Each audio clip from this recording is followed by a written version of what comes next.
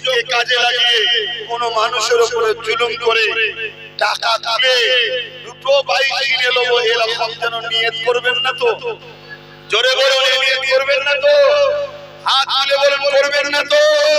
যদি কেউ করে জুম্মার দিন আমি থাকি, আমার কাছে রিপোর্ট দেবেন তো। হাত তুলে বলুন, দেবেন তো।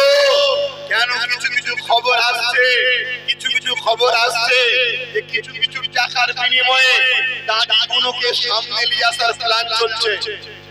খবর আসছে, আপনাদের বলে যাচ্ছি, যদি প্রমাণ সহ তথ্য দিতে পারে দাঁড়ি তো লাঠি খাবে। কথা বুঝছেন না? কিন্তু যে সামনে নিয়ে আসবে তারও কিন্তু মাপ নাই, তাকে জনমের মতো একদম ছুটে বার করে দেবো।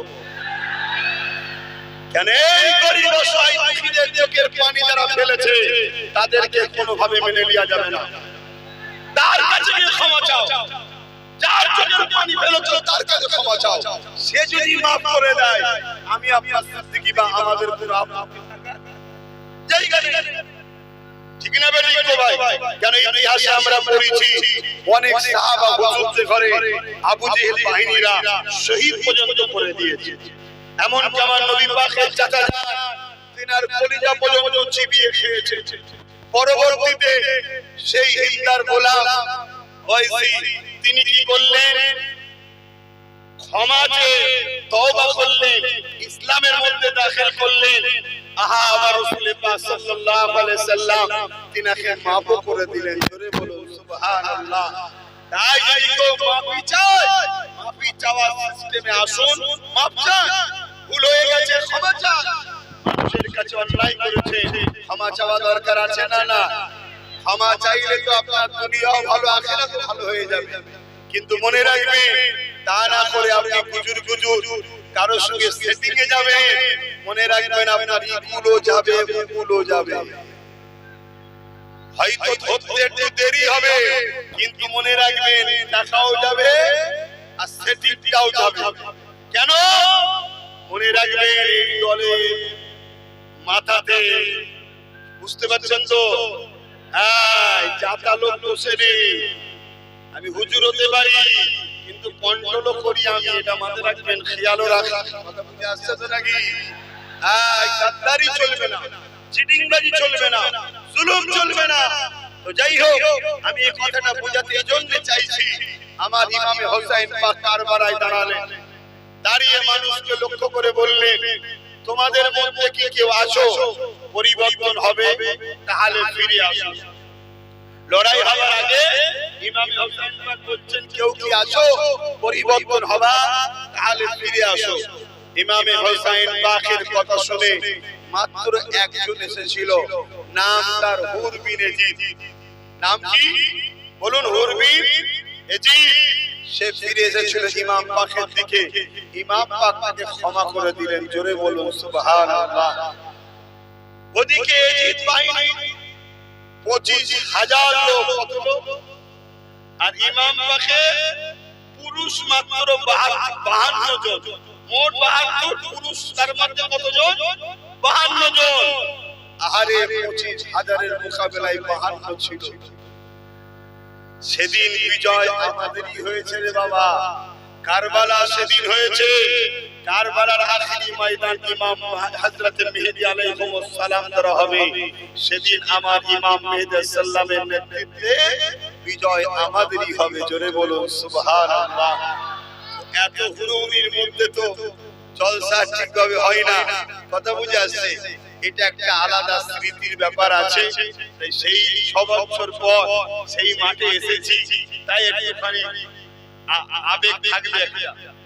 এই আবেগকে আমি স্যালুট জানাচ্ছি। এই আবেগে কি হবে? এই আবেগটা খেলা ঠেলি ধাক্কা ধাক্কি আজকে একটু হবে। কথা বুঝে আসছে? অতএব এটাকে কেউ কষ্ট হবে নিলে হবে না। এই জায়গা পাচ্ছেন না, কোলে পড়ে যাচ্ছে, ছাড়ে পড়ে যাচ্ছে, এসব নিয়ে কষ্ট নিলে হবে না। কথা বুঝে আসছে? জলসা আল্লাহ করে, আগামী দিন আসবো, আলোচনা হবে। আমি বলেছিলাম না, একদিন আল্লাহ চাইলে রাস্তার কাঁটা পরিষ্কার হয়ে যাবে, আমি নিয়ে আসবো, বলেছিলাম তো। আল্লাহ পরিষ্কার করেছে, আল্লাহ নিয়ে এসেছে। এতে আপনারা খুশি না বেজার? হাত তুলে বলবো খুশি না বেজার? নারী দিবে, নারী দিবে, দ্বীন ইসলাম, দ্বীন ইসলাম, নারী দিবে। মনে রাখবেন, ইসলামের দুশমন যুগে যুগে ছিল, আজও আছে, কালও থাকবে, কিন্তু ইসলামের নাম ধরে লেবাস ধরে মুসলিম দাবিদার যারা দুশমন, এরা সবথেকে ভয়ঙ্কর দুশমন ছিল। কথা বুঝে আসছে? আজকে সেই দুশমন আল্লাহর হুকুমে খতম। আল্লাহ পাক আসার রাস্তা করেছে, এসেছি, আগামীতেও আসবো। খবর পেলে যাবে, জলসা মাহফিল তখন হবে। এই ভিড়ের মধ্যে এতগুলো মানুষ, আপনাদেরকে ঘরে যেতে হবে, যে যার এলাকায় যেতে হবে। তারপরে মেঘলা হয়ে আছে, কথা বুঝে আসছে, সময়ও করে চলে যাচ্ছে। তাই আসুন, আমি সংক্ষেপ করব, কেন এইভাবে আলোচনা করা যায় না। চারিদিকে সব খেলা হচ্ছে, জায়গা পাচ্ছে না, কথাবার্তা বলছে, তাই সংক্ষেপ সময় গুটি কত কথা বলে গেলাম। মনে রাখবেন, আমার মুজাদ্দিদুল জামান দাদা হুজুর রহমাতুল্লাহ আলাইহি, তিনার সময়ে তো জুলুম হয়েছে না হয়নি? 5 হুজুরের সময়ে তো জুলুম হয়েছে না হয়নি? মনে রাখবেন, লড়াই দুটো, একটা শয়তানের দল, একটা রহমানের দল, দুটো দিক রয়েছে। সেদিনও ছিল, আজও আছে। আপনারা রহমানের দলে না শয়তানের দলে? হাত তুলে বলুন, তারা রহমানের দলে। আল্লাহ কবুল করে বলো আমিন।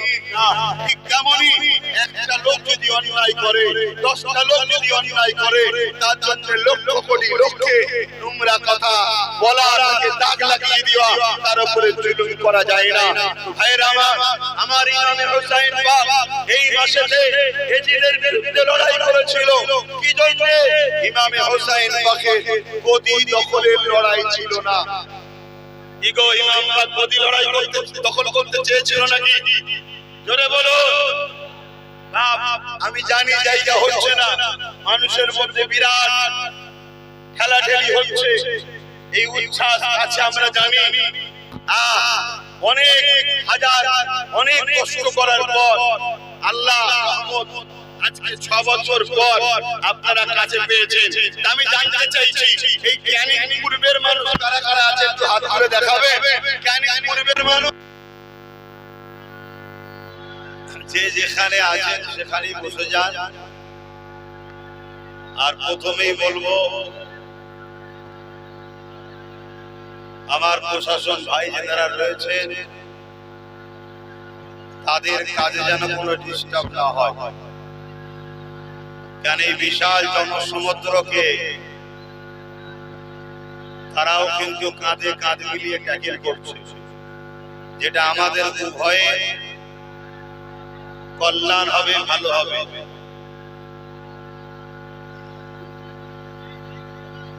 তাই আমি আপনাদেরকে বলবো,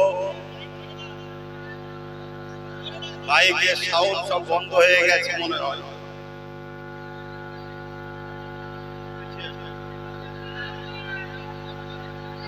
আমার আম্মা বোনেরা, বাপ ভাইয়েরা,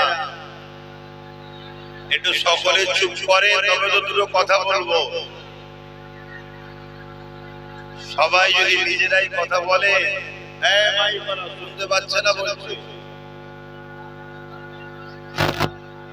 তারটার কোন জায়গায় হয়তো খুলে গেছে, দেখে। তো যাই হোক,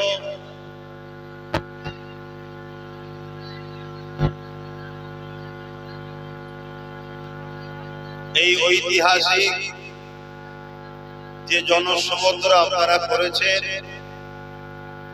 দূর দূর প্রান্ত মানুষ যারা হয়তো সবাই আমাকে দেখতে পাচ্ছেন না,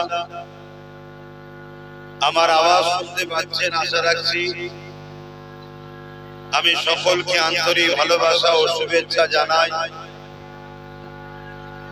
দীর্ঘ কষ্ট বেদনা নিয়ে আপনারা প্রায় 6 বছর 2020 সালে আমাদের আলিশা, আমার সংগঠনের আহলে সুন্নাতুল জামাতের ছেলে, তার উপরে অত্যাচার হয়েছিল। তা আমি এখানে দেখতে এসেছিলাম তাকে। সেই জায়গাতে যেভাবে আমার উপরে জালিমরা চড়াও হয়েছিল তা আপনাদের জানতে কারো বাকি নাই। কিন্তু মনে রাখবেন, জুলুম কিছুদিনের জন্য, ইতিহাস বলছে